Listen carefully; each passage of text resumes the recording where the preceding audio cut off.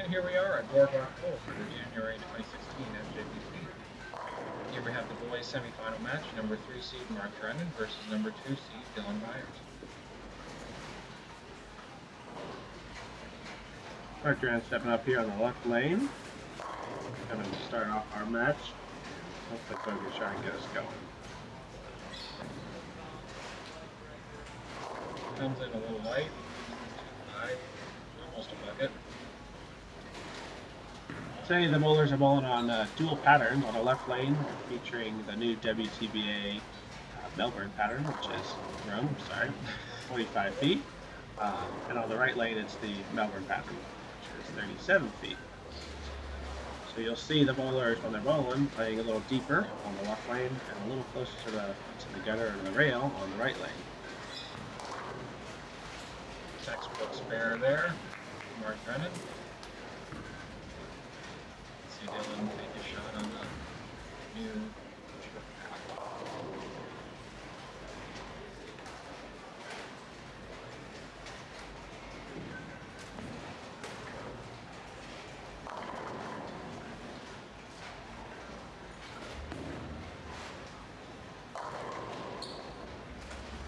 And looks like Dylan slipped a little bit there.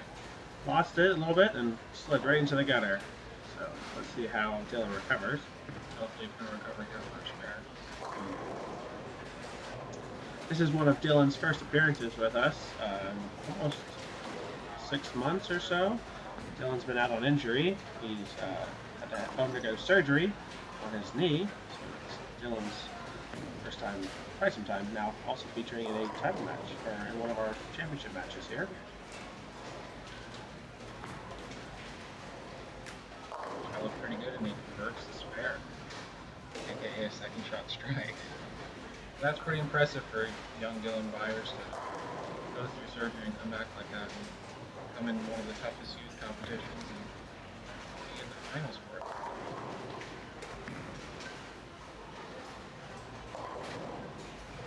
Dylan's a tough competitor. He's already has two titles with the FJBT. He's got a 300 game in one of these semifinal matches, moving up into land. So Dylan's definitely a fierce competitor. So let's see how his body's doing after all this time off. Comes in light just like Mark's shot. Looks like they both underestimated the oil over here. Cupin, though, that's something easy you could leave, something easy to make, and nice simple move to correct yourself to get back to the pocket from there for both these guys. Yeah, just about a board move right or a little softer speed.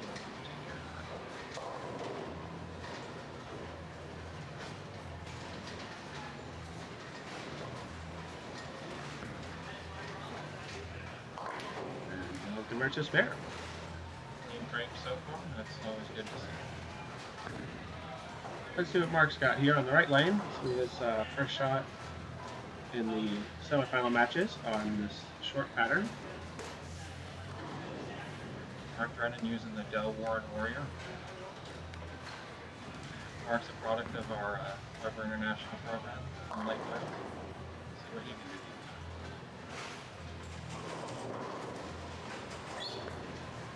do. Looks like he got that a little in. And checks up just a little bit, leaves the 3-6. Spare.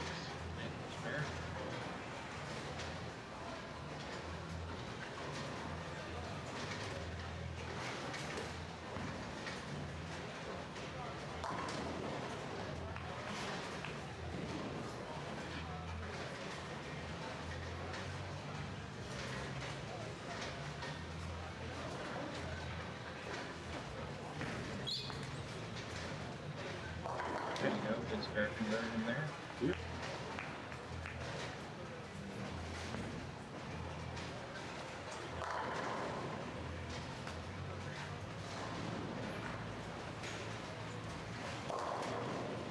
David, we're at Weber. Do you guys have a pretty intense pre-shot routine system there? Yeah, what we focus on is what we call the process. It's basically a way of preparing for the shot before we step on the approach to do it. So that way, when we make our shot, we have already thought about everything we need to make and done all of our calculations for moves and whatnot. So when we step up, it's all about the shot. We can You can see Mark's got a pretty solid pre-shot routine there going down, and goes up down the left lane and leaves a open. Pretty good shot. Just getting a little high. So clearly he made that move there off of the 2-5 he left earlier. I'm sure he'll convert this with ease. I'm sure you guys work on spares all the time down there. All the time. The coaches are constantly on this one spare shooting. And he does make that spare.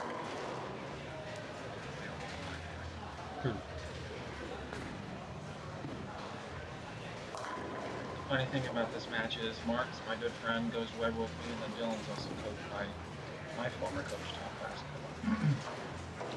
Dylan's from Satellite Beach. He's from the coastal area on the Space Coast. Solid bowling. They've got some solid bowling programs out there between the high school programming and everything else. Oh my goodness. Should have had that kind of luck when I rolled. Got away with that one. Messenger pin comes across and carries out the 6-10. Yeah, Tom's a really good coach, so it doesn't surprise me that Dylan's been able to recover so quickly and be back on top of his game. Does Coach Tom Blasco teach that? How to slide that messenger over to carry the 6-10? Cause I wish that could be coached, because I do that all the time if I could.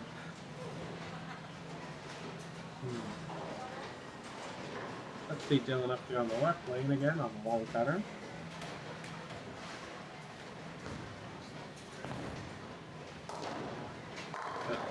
Pretty quality shot there. That was a really good shot. It looks like Dylan made his slight adjustment. Excellent shot there. Puts the pressure on Mark here. Let's see if he can answer.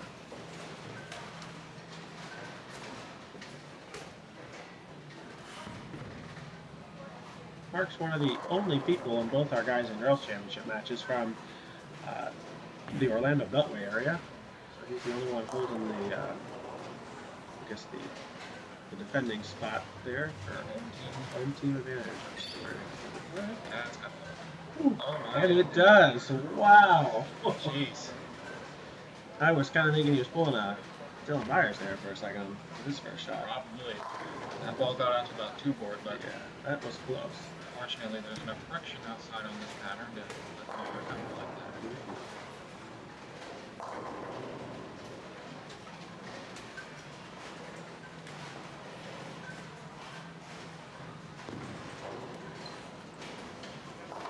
That'd be interesting to see what Mark does up here.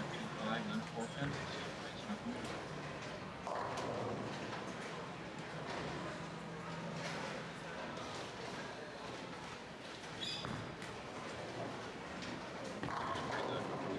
Shot there from Mark. He does answer the call. So what would you say his adjustment there was, David, off that 4 pin? Maybe like a 1-0 left or a 2-1 left, a little softer speed, give the ball some more shape.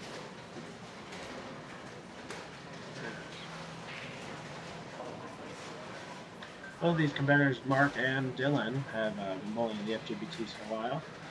Dylan is our only competitor in our top 3 that has some titles here with the FJBTs. Mark is looking to capture his first title today.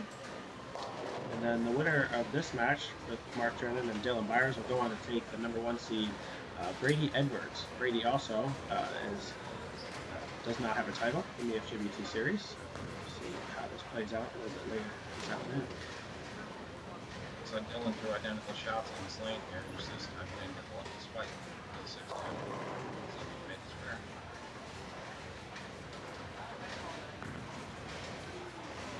Ooh. Thankfully, that's the short lane. That's why we throw spare straight. Yep. Get rid of that scare of it not hooking or hooking too much. Looks like he needs to change maybe his hand position on that right lane just to get that messenger to come back on him. Maybe. Or make a move to get to the pocket. Yes, that's probably a more accurate statement there. Eric always looking clean.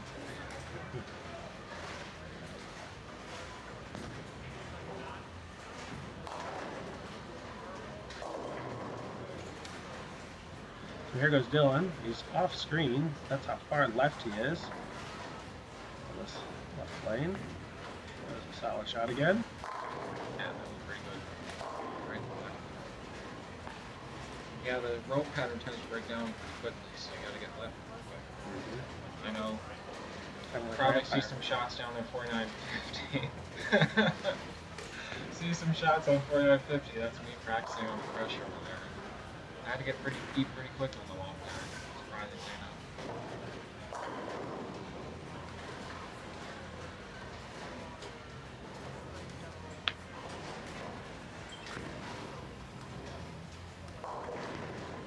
Let's see what Mark can do here on the right lane.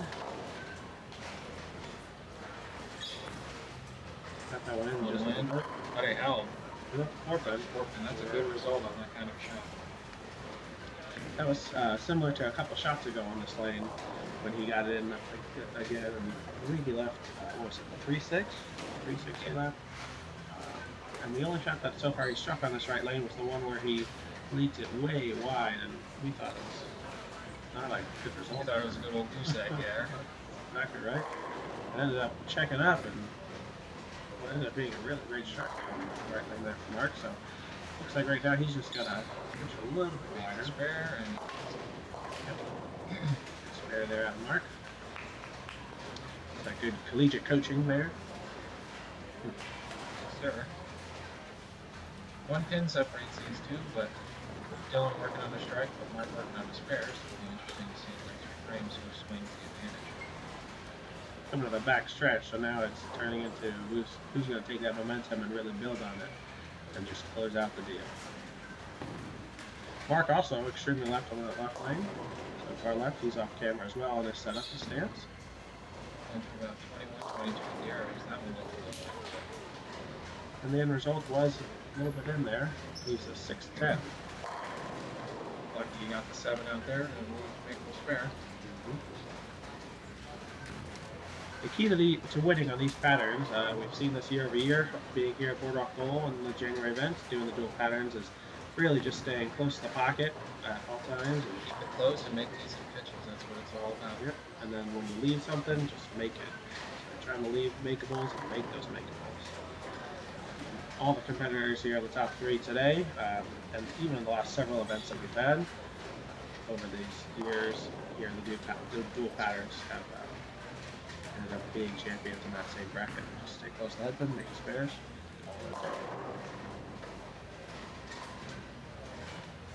Mark converts that spare over there on that left lane. Just clean game now. He's going to have to add some pressure here to Dylan if he makes another good shot. This is one of Dylan's strong lanes here.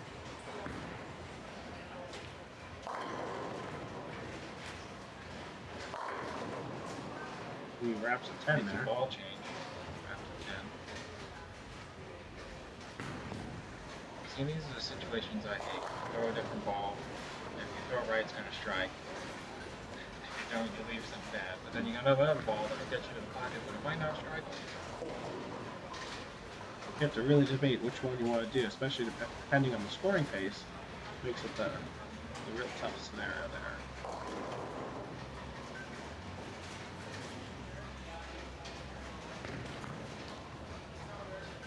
Ooh. Getting that friction that lane. Open for the spare. I'm impressed with this showing of quality of spare shooting here in the finals. Should probably knock on wood now, though. Yeah. Sure thing, you know what happens after that, son. Yep. These guys are definitely tough competitors, and not surprised that so far they've kept it within a 3-pin spread between the two of these guys. With our top of the line, top Just notch. shows the quality of bowlers we have down here in Florida. Another quality shot, it's a little light, but that was a good hit, good pitch. Dylan's liking that left lane. Result. Wonder if he chose that left lane to finish on, being the higher seed there. That's always a concern when you're the higher seed is which lane do I have a better look on, which lane am I more confident on, that if I need to throw some in the 10th, where will I have the most chance of throwing? In this format, it's interesting with the dual pattern, so you really have to truly strategize which one can you strike on, which one can you grind out on, and from there, which one do you finish it with when you get the opportunity to choose. may start the match having to look on one lane, don't look on the other, and then on the back half it might flip on you. So you got to be on your toes constantly on dual pattern. See this mark on the right lane. Let's see if he gets a little wider. He That does. was pretty good. That was a pretty quality pitch there. He knew it off his hand, I think, there. He posted that one pretty good. Yeah, he did. Still a 3-pin spread between these two guys. And the winner of this match will advance on to bowl against Brady Edwards from the Tampa area for the title. This one's FJBT. Good pitch here and a good result will definitely put the pressure on Dylan to answer Mark's call. And I think that'll be the interesting thing here to see what happens with if Mark strikes here and puts some pressure back on Dylan, since Dylan's been out of the competition for quite some time, to see if Dylan's able to handle that pressure situation, being out of the competition like for quite some time here.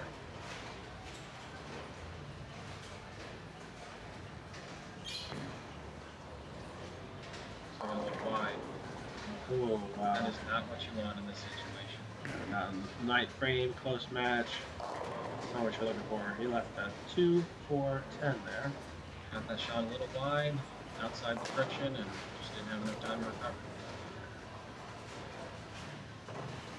That left lane's got a little bit extra oil on there, so compare that right lane. So you see it just skate right past the head there. It's great. Give him that 2-4-10. Let's see how he does on this conversion. Doesn't quite get it. Takes done. the 2. Not the result he wanted there, but at least he got the count. Still gives him a chance if Dylan goes up. So this is what I was talking about earlier with Dylan. Now that Dylan essentially can just coast into that championship match here if he just stays clean, do you think Dylan just his swing gets much easier and he can coast straight through here, or do you think? Yeah, you'll find the better players that when they get a chance, Oh, wow. when the door's open for them, they'll make better shots because there's less pressure. No need to overthink anything. Dylan there, you saw he got that ball tugged a little bit in on the inside, ended up tripping a couple of things as well. Saw him trip a 6-pin. I think he tripped up on the left side there too.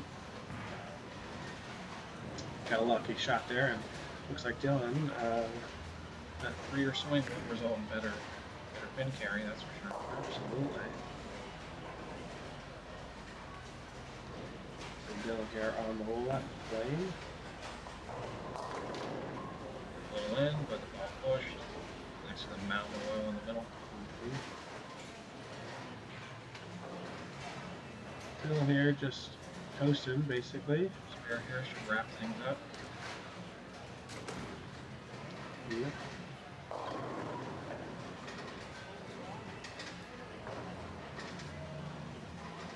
Dylan shoot is 4-7 for the spare here. And He converts. There's that 7-pin across the back. By the hair on his chin. So it looks like we got Dylan Byars from Satellite Beach, Florida, advancing on to bowl against number 1 seed Brady Edwards in their next match. Good match overall, I think, so far. Clean two-team game here for Dylan. Secures him the spot against the number 1 seed. Mark Drennen almost clean. Come up with a 2-0 190 game here. Good effort on both their parts. Either way, both these competitors are great. It'd be nice to see. It would have been good to see either one of these two holding for the title match. Both are good players and both definitely deserve the title. I was talking earlier in the day with Mark and speaking about players that could get straighter and down the lane better. And the 3 names that I happened to mention were Edwards, Drennen, and Byars. And the curious thing is those are our 3 competitors here in the championship matches. And I felt it was just important because these guys could get down the lane on the right lane and kind of make that short pattern work where most guys typically loop the ball a little bit extra.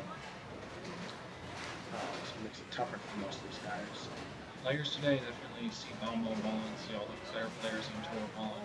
They just want to yam on the ball. They just want to see the ball hook, get that big break point down lane. But sometimes all that rolliness isn't necessary. Sometimes you got to be a little straighter, a little rollier with the ball, a little nicer to it at the bottom.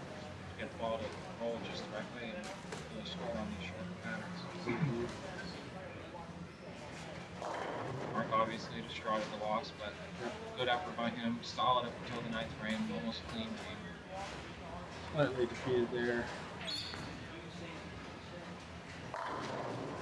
Now he's just slugging. Two solid shots at the 10. Looks like he's starting with a little bit more umph there now. Probably just trying to end it real quick, but ends up just throwing great shots there now. It's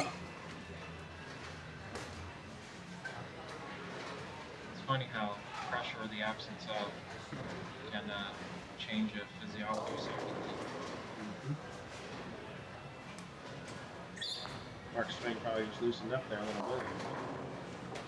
Make a good shot there. Alright, so final score 214 to 199. Dylan Byars